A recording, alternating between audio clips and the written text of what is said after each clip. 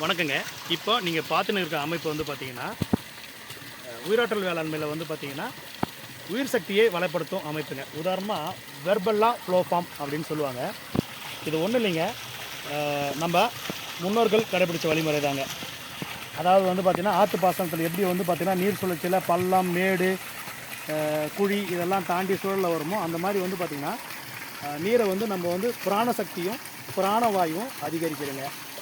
அதே மாதிரி வந்து பார்த்திங்கன்னா, இதில் வந்து பார்த்திங்கன்னா ஜீவாமிர்தா, பஞ்சகாவியா, உயிராற்றல் வேளாண்மை பொருட்களை வந்து இது வந்து வீரியப்படுத்துகிற அமைப்புங்க. உதாரணமாக நம்ம வந்து இடவளமாக கையில் சுற்றுறதுக்கு பதில் வந்து பார்த்திங்கன்னா, இந்த மாதிரி ஒரு அமைப்பை நம்ம உருவாக்கி வச்சுருக்கோங்க. இதன் மூலமாக வந்து பார்த்திங்கன்னா, அந்த நுண்ணுயிர்கள் வந்து 1 10ஆகவும் 10 100ஆகவும் 100 1000ஆகவும் பெருக்குறங்க.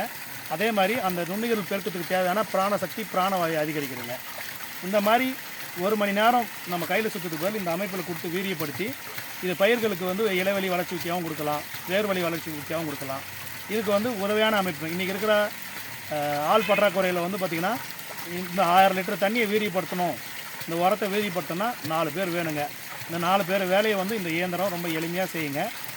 இப்போ வந்து பார்த்திங்கன்னா, ஒரு ஏக்கருக்கு 100 லிட்டர் தண்ணி, 3 லிட்ரு பஞ்சகாவியா ஸ்ப்ரே பண்ணுறேன்னா இந்த மாதிரி ஓட்டிட்டு 1,5 லிட்டர் அடித்தா போதுங்க. அந்த வீரியம் அதுக்கு கிடச்சிருங்க.